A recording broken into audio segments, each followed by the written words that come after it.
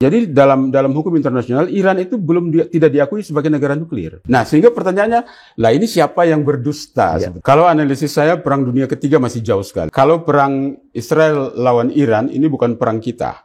Jangan sampai gara-gara perang Iran-Israel ini, lalu Gaza dilupakan. Ya.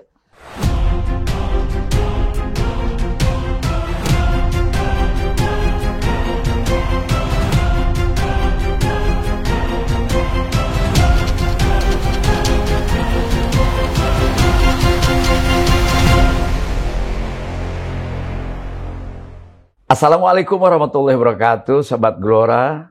Saya hanya berdoa semoga kita semuanya baik-baik dan sehat selalu. Sudah lama saya tidak menjumpai Anda dan kembali saya Deddy Minggumlar dalam edisi khusus tentang perang Iran dan Israel. Nah, hari ini kita akan berbincang dengan seorang pakar, saya kira sudah dikenal oleh kita semuanya, yaitu pengamat politik luar negeri dan pertahanan, yaitu Bapak Pitan Daslani. Assalamualaikum Pak Pitan, apa kabar? Baik, kabar baik ini. Waalaikumsalam. Lama banget kita nggak berbincang. Iya. Sesungguhnya yang akan kita bincangkan itu Pak Pitan pernah dengan saya ini di Gelora Talk dulu itu setahun yang lalu. Betul, itu benar. Jadi proyeksinya betul-betul hari ini artinya bahwa terjadi seperti itu. Dan Pak Pitan sering mengatakan ini pasti ada di antaranya ada yang berbohong. Ini kisahnya gimana sih? Betul. Jadi begini, perang ini terjadi karena ada asumsi dari pihak Israel dan Amerika bahwa Iran sedang memproduksi senjata nuklir. Sehingga dikhawatirkan kalau Iran punya senjata nuklir, maka Israel jadi sasarannya, hancur negara itu. Selesai itu. Nah, itu sebabnya maka Israel menyerang pada 13 Juni, kemudian Amerika membantu, sehingga menimbulkan pertanyaan, sebetulnya siapa yang berbohong? Ini ada yang berbohong di tengah-tengah ini, ada yang berdusta ini. Nah, karena ini urusan nuklir, maka saya ingin tempatkan di dalam bingkai diplomasi. Jadi kalau kita beropini itu kan satu opini bisa dibantah oleh opini yang lain. Tapi saya tidak mau beropini. Saya ingin tempatkan dalam bingkai atau sudut pandang diplomasi supaya kita bisa melihat sejarahnya bagaimana sampai terjadi nuklir ini menjadi masalah. Begini, 12 Juni 1968 sidang umum PBB mengadop apa yang disebut Nuclear Non-Proliferation Treaty, NNPT. NNPT ini diadop pada 12 Juni 1968 dan berlaku mulai 1 Juli 1968 itu dibuka untuk ditandatangani oleh semua negara dan berlaku secara resmi per 5 Maret 1970. Nah, NNPT itu pada saat itu ditandatangani oleh Uni Soviet, Amerika Serikat, Inggris dan 59 negara waktu itu. Tetapi Cina dengan Prancis tidak ikut menandatangani. Cina dan Prancis tidak mau menandatangani. Kenapa? Karena NNPT itu mengatakan bahwa negara-negara yang sudah mempunyai senjata nuklir sebelum tanggal 1 Januari 1967 itu boleh mempertahankan senjata nuklirnya. Tapi negara lain yang belum punya jangan ikut-ikutan bikin senjata nuklir. Itu perjanjiannya. Kemudian dikatakan bahwa semua negara itu tidak boleh memperbanyak senjata nuklir, tidak boleh transfer pengetahuan dan teknologi nuklir kepada negara non-nuklir, tetapi harus digunakan untuk keperluan damai, jadi listrik dan sebagainya, energi gitu ya. Dan mengarah pada satu titik di mana dunia ini akan bebas dari senjata nuklir. Itu disebut nuclear disarmament. Itu tujuannya. Pak Pitan, itu kenapa ada syarat yang mengatur itu? Bahwa ini yang punya nuklir, yang belum nggak usah bikin nuklir. Ini persyaratan dari mana? Nah, ini yang membuat kenapa India, Pakistan, Korea Utara, dan Israel tidak mau masuk. Jadi, Cina baru menandatangani itu. Jadi, waktu diadop itu, Cina dengan Prancis tidak mau. Cina baru tanda tangan itu 9 Maret 92, kemudian Prancis itu 2 Agustus 92. Nah, India dan Pakistan berada di luar itu. Makanya tahun 74, India melakukan uji coba nuklirnya sendiri. Karena dia tidak terikat perjanjian itu. Pakistan, India 74 dan 1998, Pakistan juga 1998 membuat uji coba nuklir. Jadi India dan Pakistan ini adalah negara nuklir. Negara nuklir. Bukan dari bagian anggota itu. Bagian dari anggota itu. Yeah. Nah, bagaimana dengan Korea Utara? Korea Utara itu masuk pada 12 Desember 1985, tapi dia keluar pada 10 April 2003. Makanya dia lakukan uji cobanya sendiri itu. Terus Iran bagaimana? Iran ini sudah masuk dalam perjanjian NPT itu pada tanggal 8 Juli 1968. Karena kenapa dia masuk situ? Karena yang dilarang di situ kan tidak boleh menyebarkan, tidak boleh transfer teknologi. Tapi perjanjian NPT itu tidak termasuk larangan produksi senjata nuklir. Tidak termasuk produksi. Nah, sehingga saat ini di dunia ini hanya diakui hanya 9 negara yang punya senjata nuklir, yaitu Rusia, Amerika Serikat, Prancis, Inggris, Cina, kemudian India, Pakistan, Israel, dan Korea Utara. 9 negara ini yang punya senjata nuklir. Dan Iran tidak masuk di dalamnya. Iran tidak termasuk di dalamnya. Jadi dalam hukum internasional Iran itu tidak diakui sebagai negara nuklir. Nah, tapi sekarang jadi pertanyaannya, terus kenapa Iran dituduh mengembangkan senjata nuklir? Begini sejarahnya. Tahun 2013 itu pemerintah Oman dengan pemerintah Amerika Serikat melakukan perundingan rahasia. Tujuannya apa waktu itu? Tujuannya adalah supaya Amerika ini ingin berdamai dengan Iran sebenarnya. Tapi kan dia mau langsung kan gengsi. Jadi melalui Oman, suruh Oman yang maju. Lalu akhirnya pada tanggal 14 Juli 2015 itu di masa pemerintahan Barack Obama, itu 5 negara anggota tetap Dewan Keamanan PBB ditambah Jerman dan Uni Eropa membawa Iran ke meja perundingan di Wina. Nah, dalam perundingan itu dihasilkan kesepakatan, bukan perjanjian, kesepakatan yang namanya adalah Joint Comprehensive Plan of Action. Jadi semacam rencana kerja bersama untuk mengontrol pengembangan nuklir Iran. Nah, waktu itu negara-negara nuklir ini bilang begini, oke, Iran, kamu hanya boleh mengembangkan uranium itu sampai batas 3,67% untuk keperluan listrik. Nah, bahasa lainnya untuk perdamaian. Nah, lalu Iran bilang, terus saya dapat apa?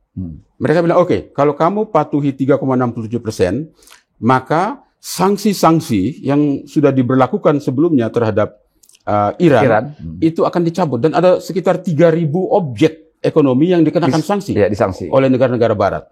Yaitu yang akan dicabut itu apa?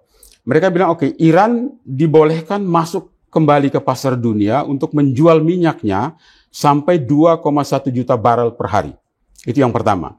Yang kedua, kalau Iran mematuhi itu, maka lebih dari 100 miliar dolar aset pemerintah Iran di luar negeri itu dicairkan. Lebih dari 100 miliar dolar. Saat itu memang dibekukan semua. Iya, dibekukan semua itu. Embargo. Nah, itu akan dicairkan kembali. Kemudian Iran akan diizinkan untuk masuk kembali dalam sistem pembayaran internasional yang disebut SWIFT. Jadi kalau transfer dari luar negeri kan harus melalui itu, ada SWIFT code itu. Nah, Iran boleh masuk kembali. Nah, ini kesepakatan ini di zaman Barack Obama langsung di-endorse pada tanggal 20 Juli 2015 oleh Dewan Keamanan PBB melalui resolusi nomor 2231. Nah, resolusi 2231 Dewan Keamanan itu mengatakan sanksi-sanksi yang diberlakukan terhadap Iran sebelumnya itu dicabut.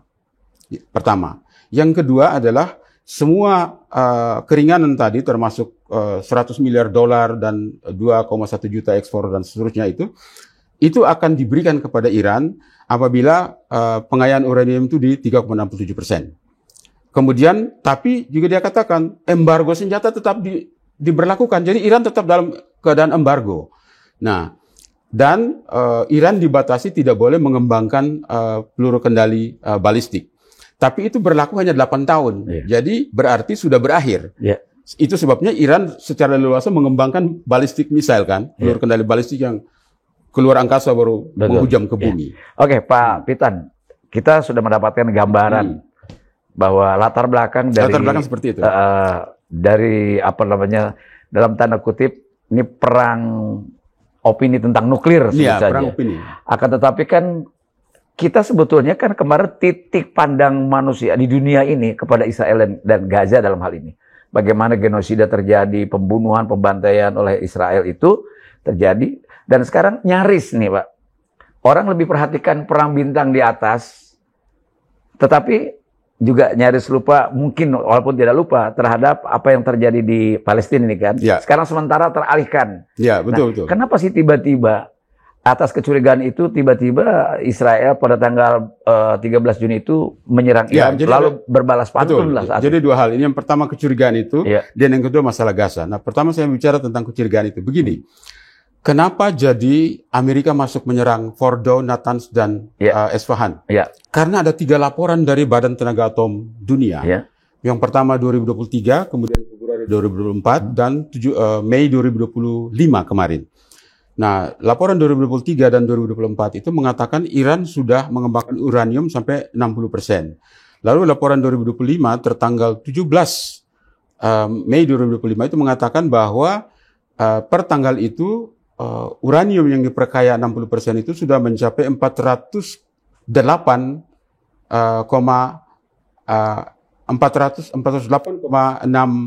kilogram. Kapitan, ini Badan Atom Dunia. Bukan, maksudnya gini. Badan Atom itu punya data tersebut valid atau tidak? Atau apakah memang Iran wajib lapor terhadap badan tersebut? Begini, atau memang kerja intelijennya? Begini, jadi sesuai dengan perjanjian JCPOA itu tadi, itu karena Iran itu diawasi pengembangan nuklirnya, maka Badan Atom ini berkewajiban melakukan inspeksi. Nah, Badan Atom ini bukan organ PBB, dia adalah lembaga otonom, tetapi berada dalam sistem PBB. Jadi dipakai PBB untuk melakukan pengawasan seperti ini. Nah, sekarang pertanyaannya adalah laporan itu valid atau tidak? Nah, Badan Atom Dunia ini mempekerjakan sekitar 5.680-an orang, termasuk Indonesia. Duta Besar Indonesia di Wina itu adalah anggota Dewan Gubernur daripada Badan Atom itu. Duta Besar Damos Sihombing itu adalah anggota Dewan Gubernur. Jadi dia pasti punya data lengkap. Nah, pertanyaannya adalah laporan ini bisa dipercaya atau tidak? Karena ini kan bisa terjadi juga seperti Irak dengan Amerika. Betul. Amerika mencurigai Irak. Sampai Saddam Hussein digantung pun ternyata tidak ditemukan. Jadi, waktu itu kan Menteri Luar Negeri Amerika, Colin Powell, meyakinkan Dewan Keamanan PBB bahwa Irak sedang memproduksi senjata pemusnah massal. Lalu dihancurkan, sampai Irak dihancurkan, invasi masuk 2003, kemudian Saddam Hussein digulingkan dan sampai digantung segala macam. Dan keluarga jadi bantai. Nah, setelah itu mereka bilang, oh tidak ditemukan itu yang kita konyol kan? Nah, makanya sekarang pertanyaannya, seberapa kredibel laporan daripada Badan Tenaga Atom ini? Betul. Nah, walaupun ada indikasinya. Walaupun isinya itu banyak bangsa-bangsa dari negara lain. Ada lebih dari 100 negara terwakili di situ. Tapi persoalannya adalah pengambil keputusannya siapa? Dominasinya pasti siapa? Direktur Jenderal daripada Badan Tenaga Atom Nuklir ini adalah Rafael Grossi, seorang diplomat Argentina. Yang memimpin itu. Nah, persoalannya adalah sebelum Amerika menyerang kemarin, 21 Juni, itu dia katakan bahwa ternyata menurut pemantauan dia, itu uranium yang diperkaya 60% itu sudah diamankan. Itu kalimatnya, sudah diamankan. Artinya dipindahkan ke lokasi lain. Barang buktinya diambil. Sehingga waktu Amerika menyerang, itu menyerang tempat kosong. Nah, ternyata ini setelah Amerika mengebom Fordo, itu Presiden Trump langsung katakan bahwa sudah selesai, Iran sudah lumpuh secara nuklir, tidak akan bisa bangun lagi, seperti itu. Tapi ada laporan intelijen, ada 2 sumber intelijen di Israel yang mengatakan, wah hasilnya itu mengecewakan. Hasil dari penyerangan itu, setelah penyerangan, penyerangan Amerika yang dibanggakan oleh Presiden Trump, itu menurut intelijen Israel, wah itu mengecewakan itu. Karena dipahami bahwa barang itu sudah dipindahkan ketika serang ke tempat kosong. Itu pemahaman. Nah, kemarin hasil ini dibocorkan oleh media-media di Amerika dan di Eropa. Lalu marah Presiden Trump itu. Sekarang dia lagi menyerang media. Dia katakan itu media berbohong segala macam gitu.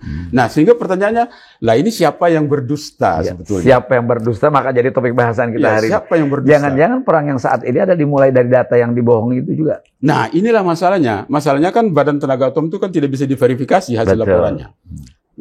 Kecuali ada lembaga lain yang bisa verifikasi, kan tidak bisa. Jadi apapun laporan yang dikasih itu dipercaya, tapi masalahnya kenapa berubah-ubah?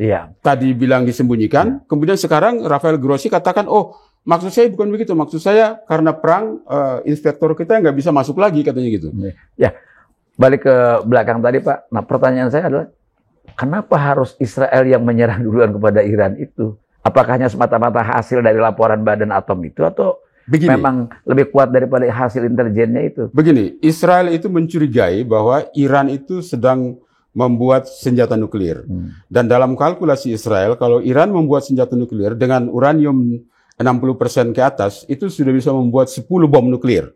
10 bom nuklir. Kalau dinaikkan jadi 90%, dan itu hanya perlu waktu kurang dari 2 bulan. Menaikkan jadi kurang dari 1 bulan. Untuk menaikkan, kalau dinaikkan kemurnian jadi 90%, maka itu bisa menghasilkan 20 bom nuklir. Hasil temuan intelijen Israel itu posisi Iran dalam posisi yang berapa persen saat itu? Maksudnya? Kondisi kekuatan nuklirnya, pengembangan nuklirnya. Kan Bapak bilang tadi di atas 60%. Iya, 60%. Jadi karena Israel percaya kepada laporan Badan Tenaga Atom Dunia kan, makanya saya tanya tadi siapa yang berbohong. Kenapa saya katakan siapa yang berbohong? Karena 14 Maret 2025 ini, Wakil Menteri Luar Negeri Rusia, Wakil Menteri Luar Negeri Cina, dan Wakil Menteri Luar Negeri Iran bertemu di Beijing, mengeluarkan pernyataan bersama bahwa Iran tidak sedang mengembangkan senjata nuklir. Jadi Rusia, Cina, dan Cina mendukung posisi Iran bahwa Iran tidak sedang mengembangkan senjata nuklir. Itu posisi Rusia. Kan kelihatannya peristiwanya tambah besar ketika awalnya sebetulnya kan Trump mengatakan dia nggak ikut campur kan. Kan yang satu ini negara. Jadi agak sulit dipercaya. Gue bantu, tapi jangan bilang gue. Nah, jadi kenapa justru serangan itu ya, Trump itu kan awalnya memang ya, itu kan awal kebohongan secara publik kan bisa diketahui gitu. Tiba-tiba dia menyerang Iran di sana sini. Nah, ini gimana nih, Pak? Jadi begini, sebenarnya pertanyaannya itu adalah kenapa ketika Iran diserang, sahabat-sahabatnya diam? Kan asumsi orang kan kalau Iran diserang kan Rusia bantu, Cina bantu, Pakistan bantu, Korea Utara bantu. Tapi kenapa diam? Karena begini. Jadi untuk satu negara melibatkan pasukannya ke negara lain, itu dasar hukumnya adalah harus ada yang disebut perjanjian pertahanan bersama. Jadi seperti NATO itu punya perjanjian pertahanan bersama. Iran tidak punya perjanjian pertahanan bersama itu dengan Rusia, dengan Pakistan, Cina ataupun Korea Utara. Iran tidak punya itu karena tidak ada perjanjian itu. Secara formal. Mungkin baru pada tingkat simpatisan. Nah, tapi secara diam-diam jangan lupa 15, 16, dan 17 Juni kemarin, itu 3 pesawat kargo Cina, itu take off dari Cina menuju dari manifest penerbangannya itu menuju ke Luxembourg di Eropa, tapi ternyata dia stop di Iran. Jadi dicurigai, ini ada apa ini kok 3 pesawat kargo diam-diam bilang mau ke Luxembourg tapi turun di Iran. Jangan-jangan dia membawa bantuan apa? Itu kan kita nggak tahu. Secara terbuka sampai saat ini belum ketahuan apa yang dikirim atau ditransitkan atau diturunkan. Nggak ketahuan karena manifest. Tapi kargo itu menurunkan barang di sini. Kargo itu menurut Flight Radar 24, 3 pesawat itu mendaratnya di Iran. Mendarat di Iran. Pesawat kargo Boeing 747. Jadi pasti ada sesuatu yang dibawa. Kan begitu. Sampai tindakan Trump ini kan termasuk ya kalau bahasa Jakarta nyuekin daripada Kongres di Amerika untuk alasannya bagaimanapun juga. Ini kan agak susah diatur nih yang satu ini. Ya, memang secara politik kan sebetulnya tidak punya kekuatan. Iya, jadi memang ini masalah ini makanya saya katakan tadi siapa yang sedang berdusta sebetulnya ini. Siapa yang tengah berdusta? Siapa yang tengah berdusta sekarang di dalam acara ini, kan begitu kan? Sementara gara-gara perang ini Gaza jadi dilupakan.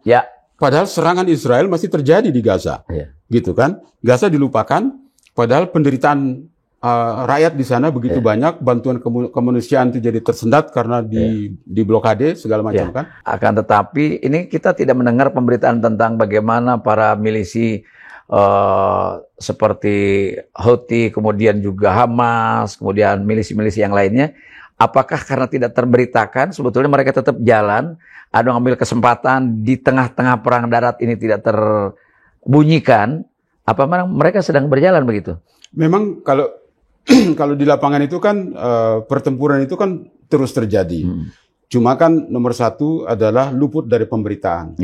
Nomor dua, di medan perang itu kan tidak banyak wartawan yang berani masuk ke dalam medan perang, gitu ya. Kecuali wartawan-wartawan yang dibawa oleh pasukannya kan, itu juga sangat sedikit. Sehingga semua berita yang keluar dari medan perang Israel itu kan disensor ya.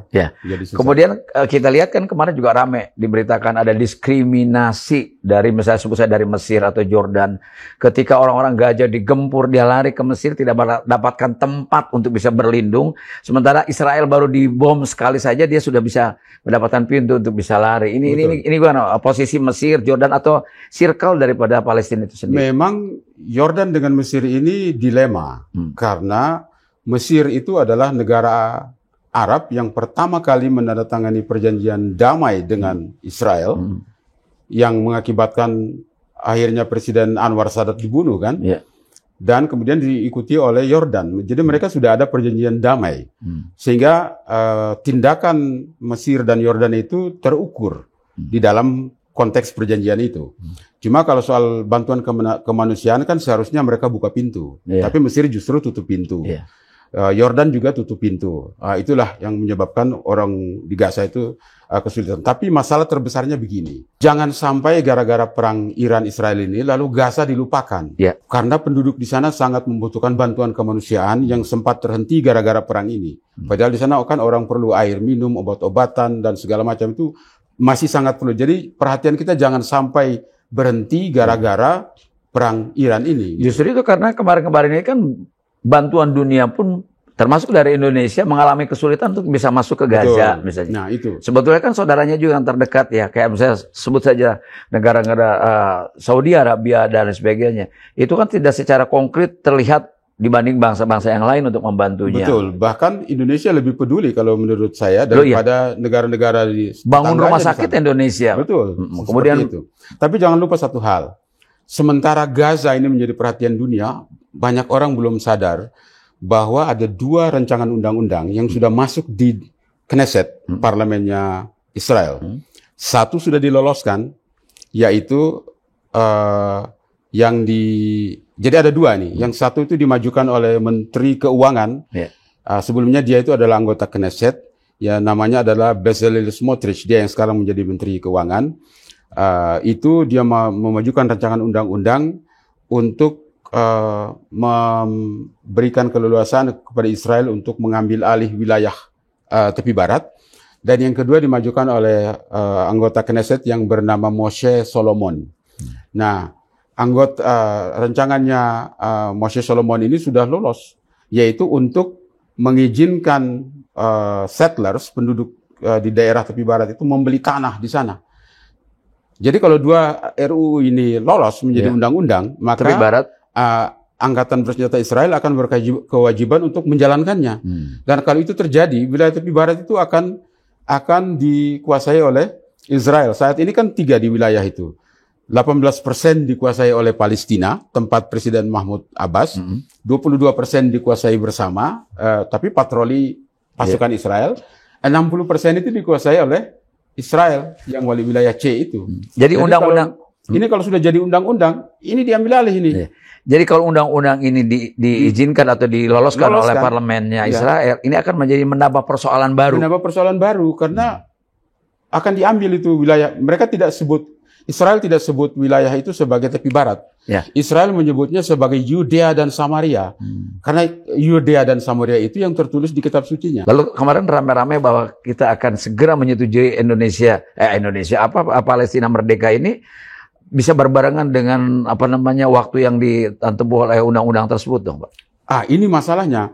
Karena saat ini Israel sudah tidak mau lagi yang namanya solusi dua negara.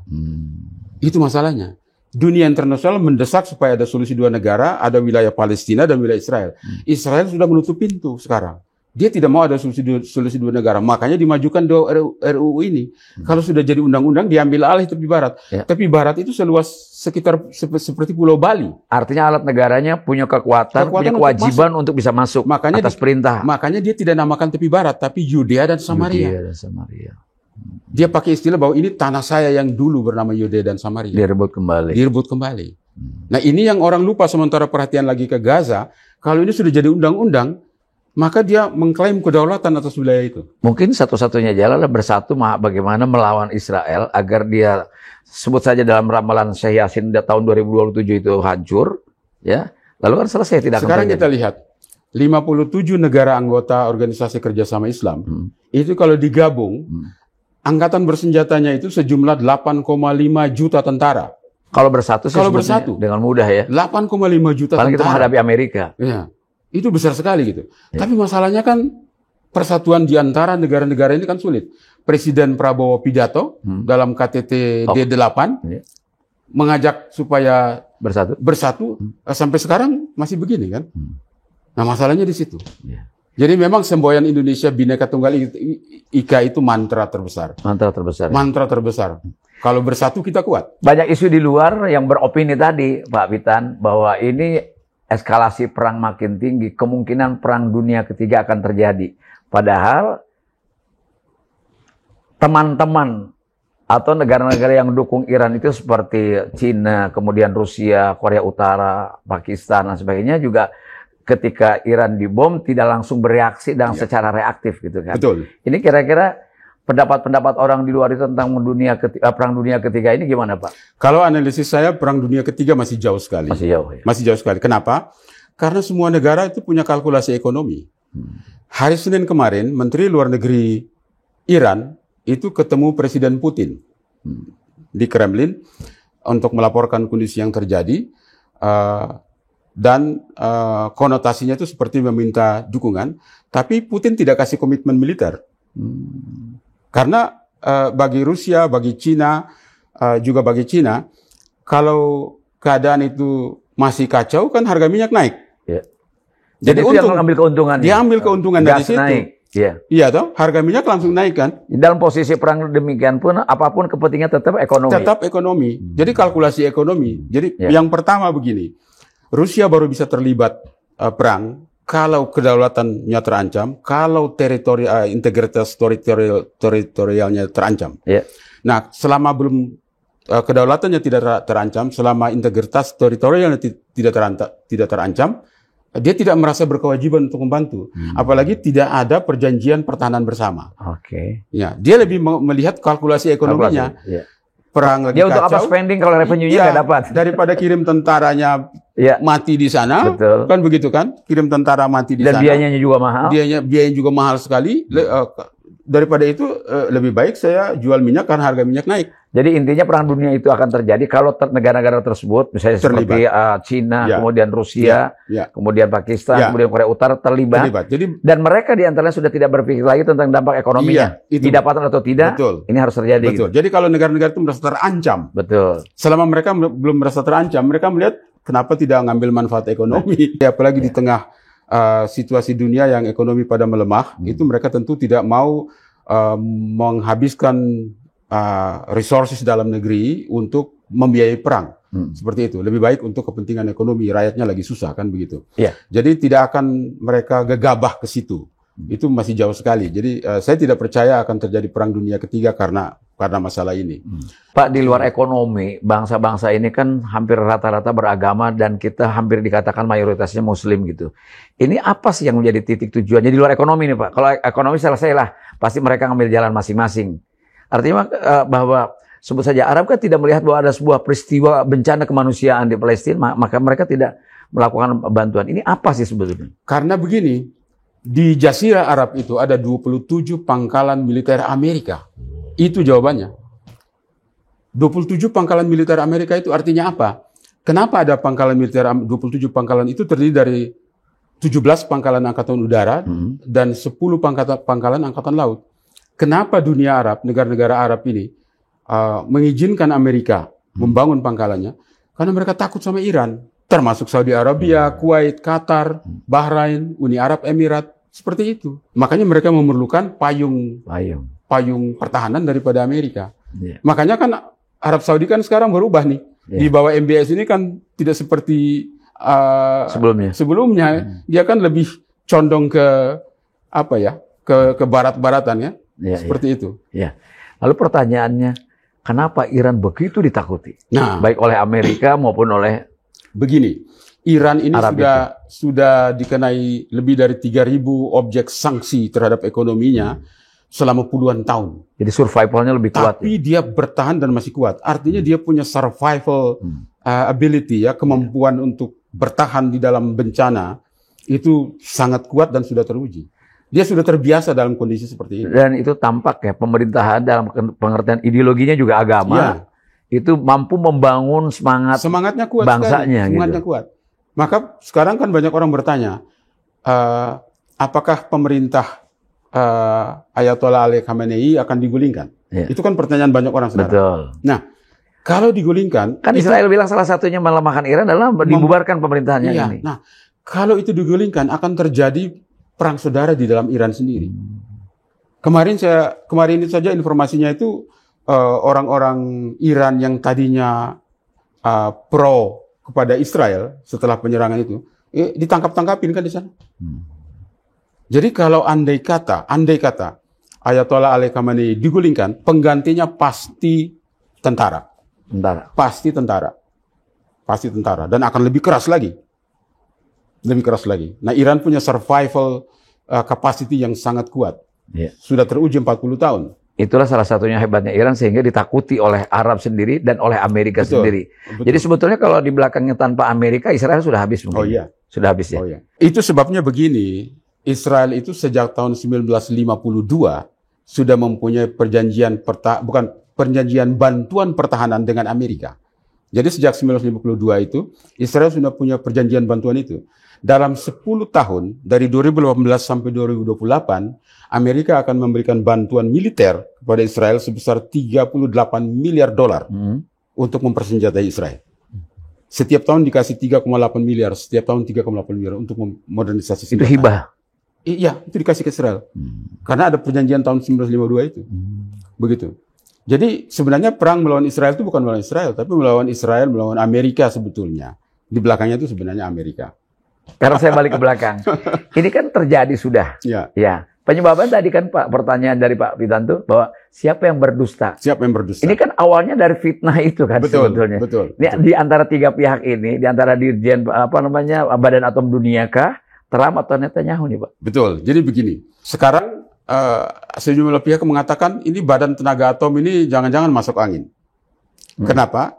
Karena setelah pengoboman itu terjadi, Dirjen Badan Tenaga Atom Dunia, Rafael Grossi katakan itu 60% uranium itu sudah diamankan. Sudah diamankan. Artinya tidak ada di situ. Dipindahkan. Sudah dipindahkan, kan begitu. Tapi setelah Trump ngamuk, dia bilang, oh bukan begitu maksud saya. Maksud saya gara-gara perang, inspektor saya tidak bisa masuk ke situ. Mana yang benar? Kan orang jadi bingung kan? Itu tingkat dunia bisa kayak di sini juga ya? Nah itu dia. Jangan-jangan niru. Jangan-jangan niru di sini. Jadi itu dia. Banyak politisi yang begitu kan? Iya. Jadi, oh maaf. Maksudnya begini. Maksudnya begitu kan begitu. Itu satu. Itu kalau kita lihat ini. Nah sekarang kita lihat Trump. Trump ini setelah mengobom ke sana, dan jangan lupa pengoboman kemarin ke Fordow, Natanz dan Esfahan itu bukan hanya pesawat yang 7 pesawat itu. Jadi 7 pesawat B2 stealth yang bisa sembunyi dari radar itu masing-masing membawa bom seberat 13,6 ton. Tapi bukan hanya itu. Ternyata ada kapal selam Angkatan Laut Amerika di Teluk Persia yang menembakkan 24 rudal Tomahawk ke Esfahan. Dan ini perang ini, Amerika ini didukung oleh 125 pesawat tempur yang siaga untuk masuk. Di pasar induk. Di pasar induk. Di kapal induk. Di pasar induk. Jadi Pak Witan, kan sudah kelihatan. Pertama dari Dirjen Badan Atom itu kan indikasi berbohongnya ada dari cara menjawab. Yang sekarang kedua, Trump juga. Ya justru itu. Kalau saya sih justru curiganya yang satu ini kan. Trump ini ya. Trump ini kan sudah mengatakan bahwa tidak ikut campur, tapi dia menyerang. Itu sudah berbohong pasti. Bukan saja itu, Pak. Setelah penyerangan itu, Presiden Trump melakukan konferensi pers dan katakan nuklir Iran sudah hancur semua, tidak akan bisa bangun lagi, sudah lumpuh. Itu istilah yang dia pakai. Tetapi kemudian ada 2 intelijen Israel, karena Trump mengatakan bahwa setelah penyerangan itu ada agen Israel yang foto lokasi itu dan memperlihatkan kerusakannya. Ternyata Israel bilang enggak. Itu benar Itu kami nggak ada di situ. Kami nggak ada di situ. dari situ. Kami tidak ada di situ. Jadi itu bukan kami yang foto. Israel bilang begitu. Ini Itu juga bohong. bohong kan? Nah ini penyangkalan Israel ini bocor ke media-media di Amerika. Lalu Amerika mempertanyakan ke Gunung Putih. Berarti kalian lagi bohong dong. Israel bilang dia nggak foto itu kan begitu kan? Nah jadi ini makanya saya bilang ini siapa yang berdusta sebetulnya di antara ini. Nah, kami kan bilang ini jangan-jangan mereka tiru Indonesia kan begitu kan? Iya. Kan di kita ada lagu jangan ada dusta di antara kita. Jangan ada dusta. Jadi sahabat Gelora, ini dia bahayanya fitnah dan bahayanya berbohong. Iya. Yang merugikan semua masyarakat dunia. Sehingga apa? Ternyata mereka bukan hanya kecanggihan persenjataan. Akan tetapi mereka diplomasi berbohong pun mereka jadi kekuatan. Tingkat tinggi juga. Saya tidak langsung mengatakan Badan Tenaga Atom berbohong karena ada duta besar kita duduk di Dewan Gubernur Badan Tenaga Atom itu. Tapi yang saya katakan adalah pernyataan Dirjen Badan Tenaga Atom itu berubah-ubah. Tadi dia bilang ini barang udah diamankan, kemudian dia katakan oh enggak, bukan itu maksud saya. Jadi orang jadi bingung kan. Kalau jawaban itu pelin-pelan dan berubah-ubah kan itu kan menunjukkan bahwa ada indikasi kebohongan. Dan itu kan tidak jawaban yang tidak pasti. Tidak orang, pasti. Bagaimana mungkin mau percaya bahwa dia tidak berbohong? Nah, gitu, Pak. Karena indikasinya kan 14 Maret pemerintah Rusia, Cina, dan Iran mengeluarkan pernyataan bersama yang mengatakan Iran tidak sedang memproduksi senjata nuklir. Tidak sedang memproduksi senjata nuklir. Itu pernyataan resmi tiga pemerintah. Nah sekarang dunia percaya yang mana? Apakah kita percaya pernyataan resmi dari tiga pemerintah ini, atau percaya omongan Trump yang berubah-ubah, atau percaya omongan Rafael Grossi yang berubah-ubah? Ya. Kan begitu. Perbincangan kita tidak di dalam memberikan judgement kepada negara-negara tersebut siapa yang berbohong ya Pak. Akan tetapi ini bacaan dalam situasi dalam konteks geopolitik ini sesungguhnya arahnya kemana sih Pak? Jadi sebenarnya kita tidak menuduh, tapi bertanya kan boleh ya. Ya. Tapi kalau indikasinya seperti itu kan tidak ada kalimat lain kecuali lu bohong lu. Seperti itu, betul. Jadi itu masalah. Nah sekarang pertanyaannya adalah apakah dengan pengumuman ini lalu nuklir Iran itu lumpuh? Jawaban saya tidak. Kenapa? Karena justru pengumuman ini akan membangkitkan semangat Iran untuk semakin memperkuat industri nuklirnya. Yeah. Karena dia sudah mendapat alasan sekarang. Oh, kalau dibom, oke, berarti ini kita urusan perang nuklir ini. Jadi ini akan membangkitkan semangat Garda Revolusi dan ahli-ahli nuklir di sana. Meskipun 25 ahli nuklir sudah dibunuh sama Israel, tapi mereka akan berusaha memperbanyak tenaga nuklirnya. Yeah.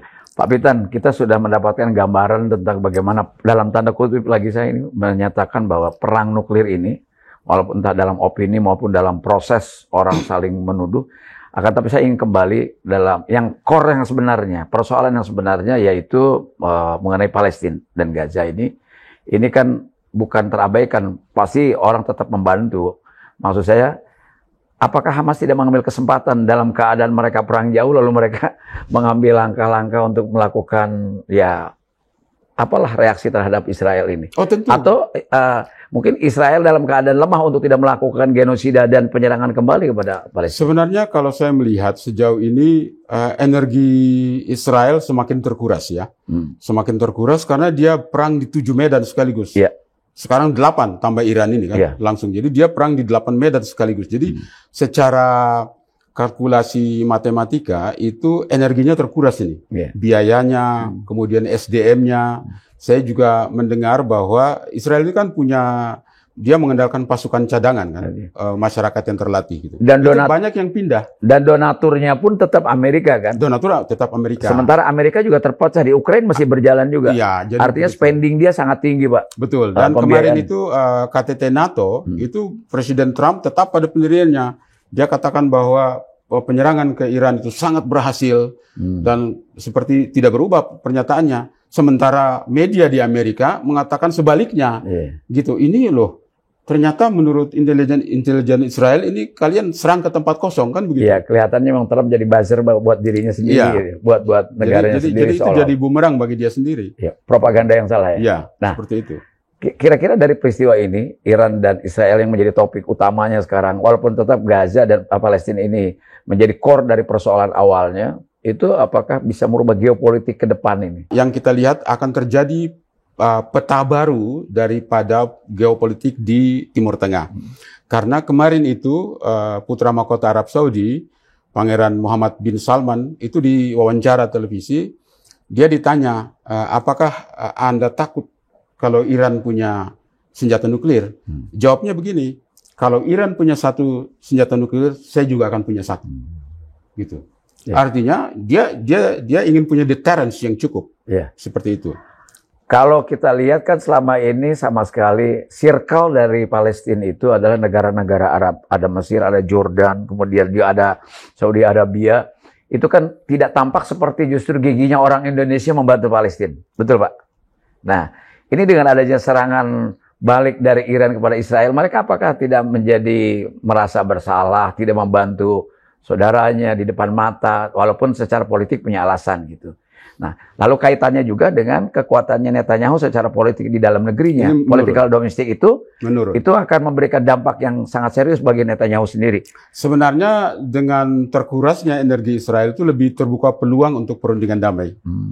Gitu. Karena kalau Israel semakin kuat, maka semakin dia membatasi diri, tidak mau membuka diri untuk perundingan damai. Yeah. Tapi ketika energinya terkuras gara-gara perang di berbagai medan ini, apalagi di dalam negeri sendiri, Netanyahu ini sekarang itu mengalami tekanan politik yang sangat tinggi, baik dari keluarga para sandera yang masih kecewa karena dia belum mampu memulangkan mereka, juga dari partai oposisi, belum termasuk partai Arab, dari partai oposisi aja itu sangat berat tantangannya karena ini digulirkan oleh si Naftali Bennett, mantan Perdana Menteri yang sekarang bisa-bisa Naftali bisa menggulingkan dia.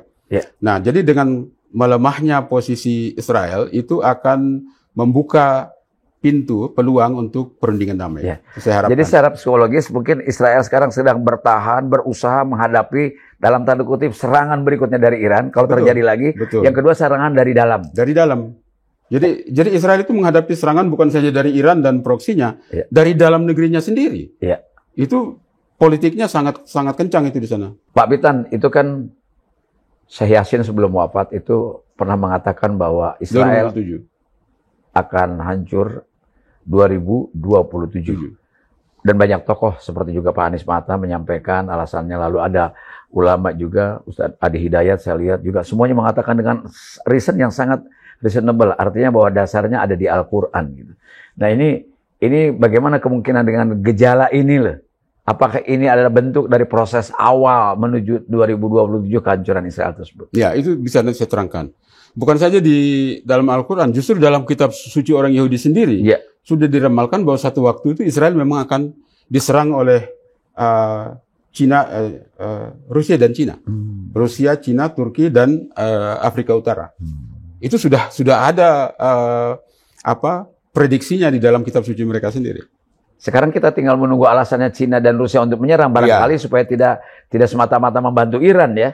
Dan ini dalam proses menuju 2027. Berarti ada pertempuran dahsyat di awali di tahun 2027 yang akan datang gitu.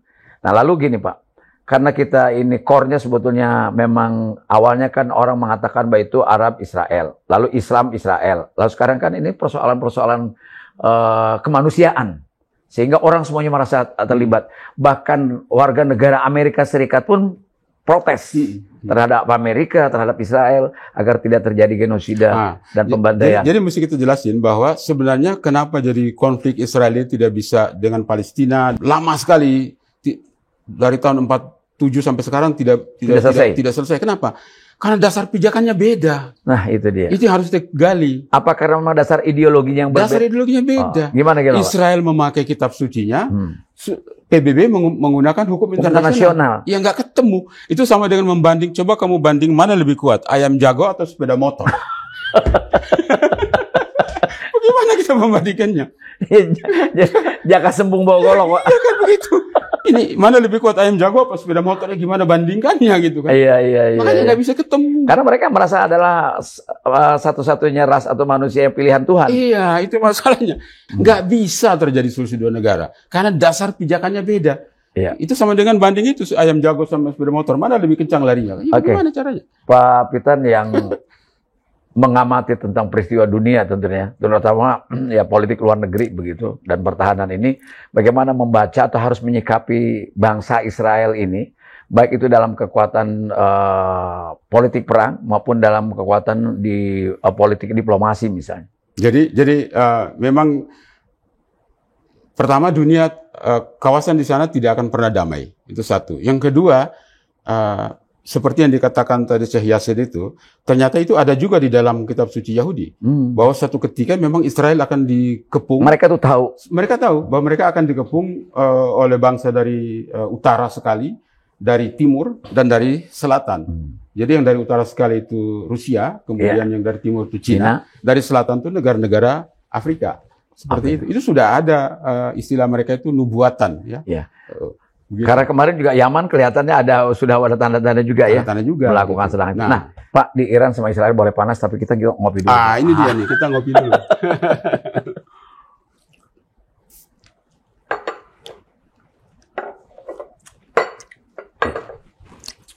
Kalau gitu, kelanjutan dari perang Iran-Israel ini dalam jangka pendek akan seperti apa? Ini kan sekarang saya nggak tahu apakah betul serius ini gencatan senjata yang kemarin dilansir oleh Trump minta 12 jam itu kan? Nah, apakah kita masih percaya tentang gencatan senjata? Dia minta 12 jam tapi kenyataannya hanya 12 menit. Ya, berubah lagi. Berubah menit Israel serang lagi. Jadi artinya nggak bisa.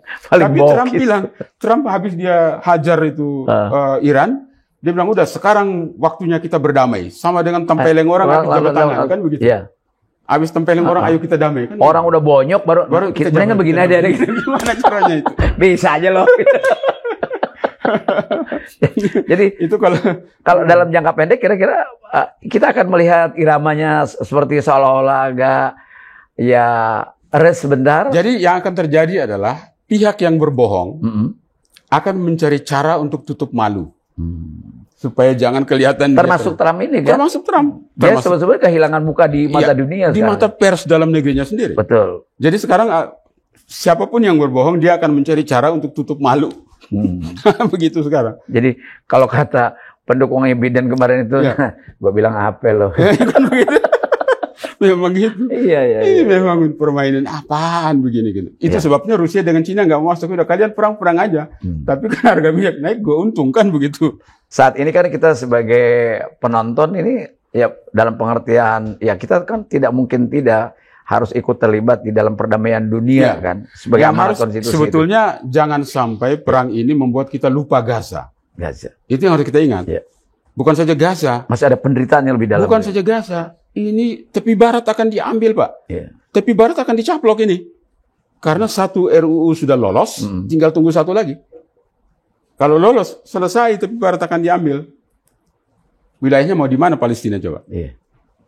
Padahal Palestina itu sebetulnya jangan lautnya udah pagar juga. Udah.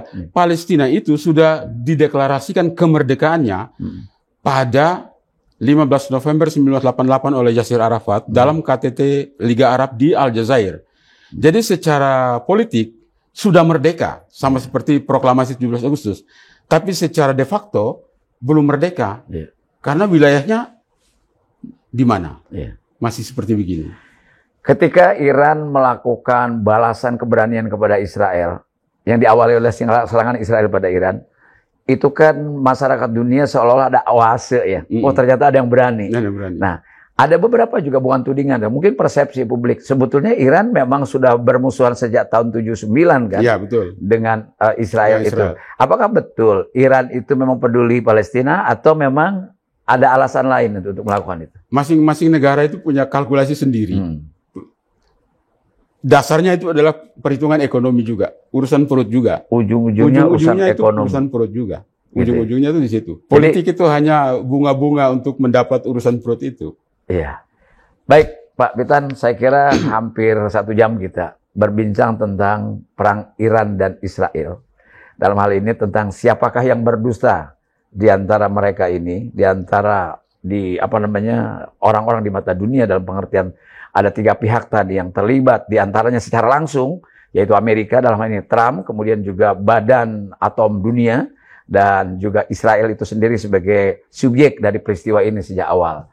Ini mudah-mudahan kita mungkin Pak Pitan bisa memberikan satu kesimpulan kecil untuk bisa memberikan bayangan pada masyarakat sesungguhnya apa yang tengah terjadi di dunia, supaya tidak simpang siur dari pemahaman tentang perang Iran dan Israel ini, terutama Indonesia ya, posisinya. Ya, kalau perang Israel lawan Iran ini bukan perang kita.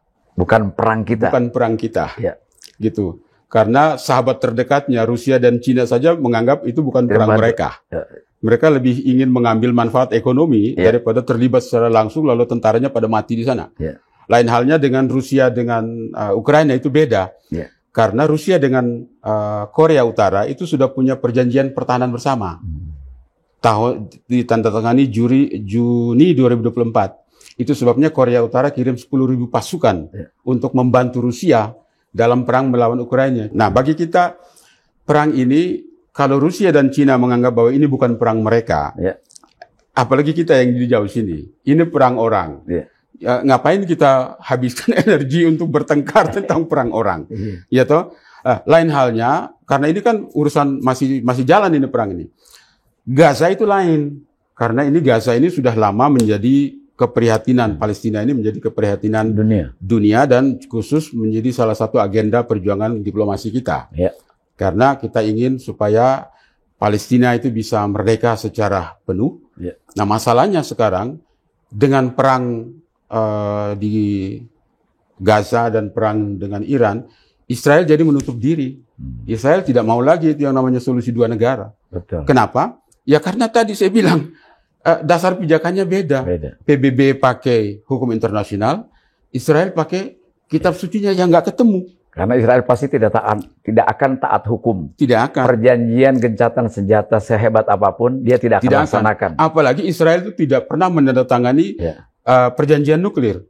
Dia nggak pernah mau tanda tangan perjanjian. Makanya dia merasa bebas kan. Ketika ideologi tidak nyambung, maka itu adalah peristiwa akan terjadi seperti itu. Itu dia, karena nggak nyambung ini. Bagaimana kita membandingkan misalnya ayam jago dengan sepeda motor, mana lebih baik kan? Susah. Ya nggak ketemu kan? Baik Pak Pitan, paling tidak kita punya gambaran di antara peristiwa perang nuklir saja ini, antara lain saling tuding ini, berarti di antara 3 ada yang berbohong. Itu yang mesti kita perhatikan. Yang kita harus perhatikan. Dan Sahabat Gelora, Pak Pitan terima kasih atas kehadirannya, kemudian analisa-analisanya. Dan yang paling penting bagi kita, core-nya sebagai bangsa Indonesia yang mendukung kemerdekaan penuh Palestina adalah jangan lupa bahwa Gaza, Palestina ini menjadi titik tumpu untuk kita memberikan dukungan dalam bentuk apapun sesuai dengan kapasitas dan kemampuan kita masing-masing. Kemanusiaan, kalau memang kita mampu dengan materi, dengan pikiran, dan dengan apapun saja dalam rangka mewujudkan Palestina yang merdeka secara penuh. Terima kasih sekali lagi Pak Pitan. Semoga persoalan ini cepat berakhir dan cepat selesai sehingga memberikan perdamaian bagi dunia. Kita hanya bisa doa. Kita hanya bisa berdoa. Baik, terima kasih. Assalamualaikum warahmatullahi wabarakatuh.